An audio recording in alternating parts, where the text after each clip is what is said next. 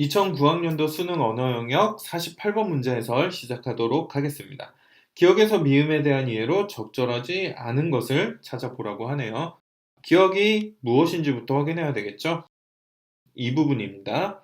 자, 처사가 답한 부분이죠. 청혼을 하는 부분입니다. 자, 볼게요. 극진한 겸양 표현을 통해서 청혼 자리의 분위기를 드러낸다.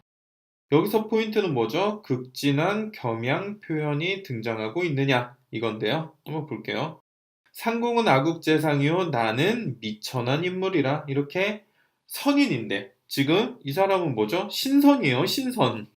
신선임에도 불구하고 자신을 미천한 인물이라 극히 낮추고 있죠. 그리고 아까 이야기했지만 기억이 뭐라고 그랬죠?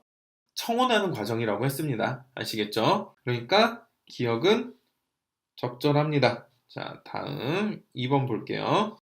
한문 구절을 끌어와서 니은이 뭔지 볼까요? 니은은 이 부분이네요. 부인이 반대하는 그 장면입니다. 한문 구절을 끌어와서 인물이 자기 생각의 정당성을 드러내게 한다. 자, 일단 봐야 되겠죠? 한문 구절을 끌어온 것이 맞는지, 그리고 인물이 그것을 자기 생각의 정당성을 드러내게 하는 소재로 쓰고 있는지, 내용 단위로 자르자고 했으니까요. 그렇죠? 혼인은 일륜대사라. 여기서 한자어가 나타나네요. 혼인은 일륜대사라는 것이 뭐죠? 인간에게 있어서는 굉장히 커다란 일이라는 겁니다. 그런데 그렇게 큰 일을 상의도 없이 결정하지 않았냐라고 해서 자기가 결혼에 반대하는 입장의 정당성을 이야기하고 있죠. 그러니까 둘 다 맞는 이야기. 2번은 맞습니다. 3번 디귿이 무엇인지 볼게요. 좌우산천 바라보니 각색 거청한바란데 봉접은 펄펄 날고 꾀꼬리는 환우성이 좋다. 지금 금강산을 찾아가서 금강산 안의 경치를 보고 있는 모습입니다.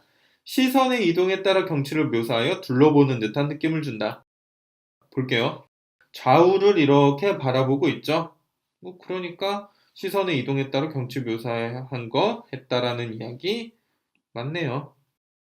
무리 없습니다. 리을은 뭐죠? 자, 층암은 층층하여 병풍을 둘러친 듯 이렇게 이야기를 하다가 갑자기 처량한 분위기를 조성합니다. 그리고 나서 이제 상공이 뭐했죠? 부여하기 시작했죠. 배경을 시청각적, 시청각적으로 묘사하여 인물의 심리를 드러내고 있다. 시각은 뭐가 있죠? 층암은 층층하고 병풍을 둘러친 듯 이런 것들이 전부 다 시각이고 청각은요? 비죽새는 슬피 울어. 두견성은 처량하여. 이런 것들이 청각적 심상입니다. 그리고 처량하고 허황된 일을 비양한다. 이런 말을 통해서 주인공이 느끼는 심리, 인물이 느끼는 심리, 허탄하고 후회막급한 심리를 잘 드러내고 있습니다. 자, 답은 5번이 되겠네요. 그렇죠? 근데 이것도 5번을 맞다고 생각하는 학생들이 굉장히 많거든요. 자, 왜 그런지 한번 보겠습니다. 미음. 여기죠. 옛날 한무제도 쓸쓸히 돌아왔으니 후회해도 소용없다. 이 부분인데요. 대화 속의 고사를 인용하여, 자, 내용 단위로 나눠보자고 했어요. 대화 속의 고사를 인용하여 인물이 처한 쓸쓸한 상황을 부각한다. 자, 대화 속의 고사를 인용한 건 맞습니다. 그런데 이 고사를 인용한 것이 인물이 처한 쓸쓸한 상황을 부각하느냐 이건데요. 여기서 보시면 아시겠지만 지금 쓸쓸히 돌아왔다라는 말이 있다 보니까 이게 맞다라고 생각하는 학생도 굉장히 많거든요. 근데 여기서 쓸쓸히 돌아온 사람은 누구죠? 이 쓸쓸함을 느낀 주체는 바로 한무제입니다. 지금 여기서 상공이 쓸쓸함을 느낀다라는 근거도 없을 뿐더러 상공은 지금 아들도 있고 여러 지금 사람들과 둘러싼 입장이고 지금 상공의 심리를 대변해 주는 건 쓸쓸함이 아니라 뭐죠? 허무함과 후회입니다. 그렇죠?